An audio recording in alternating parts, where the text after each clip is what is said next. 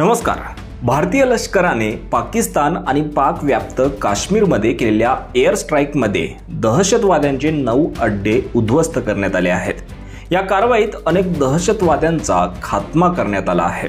भारताने राबवलेल्या मोहिमेला ऑपरेशन सिंदूर असं नाव देण्यात आल्याने भारतीयांची छाती अभिमानाने फुलली आहे। त्यानंतर शिवसेना उद्धव बाळासाहेब ठाकरे पक्षाचे प्रमुख उद्धव ठाकरे यांची पहिली प्रतिक्रिया समोर आली आहे।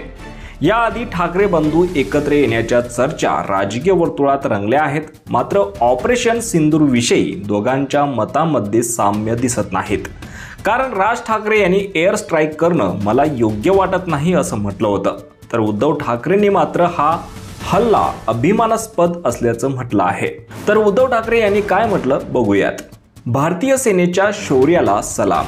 भारतीय सैन्याने पाकड्यांच्या दहशतवादी स्थळांवर केलेला हल्ला अभिमानास्पद आहे। पहलगाममध्ये 26 माय भगिनींचे कुंकू पुसणाऱ्या दहशतवाद्यांचा खात्मा करून सैन्याने बदला घेतलाय। पाकिस्तानचे भारतातील स्लीपर सेल उद्ध्वस्त करून दहशतवादाचे समूळ उच्चाटन करणे गरजेचे आहे। भारतीय सैन्य सर्व प्रकारच्या परिस्थितीशी सामना करण्यास सक्षम आहे। ऑपरेशन सिंदूरने ते दाखवून दिले। भारतीय सेनेच्या शौर्याला शिवसेनेचा सलाम असं त्यांनी म्हटलंय। तर राज ठाकरे यांनी म्हटलं होतं की पहलगाम हल्ल्यानंतर मी म्हटलं होतं की हल्ला करणाऱ्यांना असा धडा शिकवायला पाहिजे जो त्यांच्या पुढील पिढ्यांना लक्षात राहायला पाहिजे। हे उत्तर नाही। अमेरिकेत 2 ट्विन टावर पाडले, त्यांनी काही युद्ध नाही केलं, अतिरेकी ठार मारले।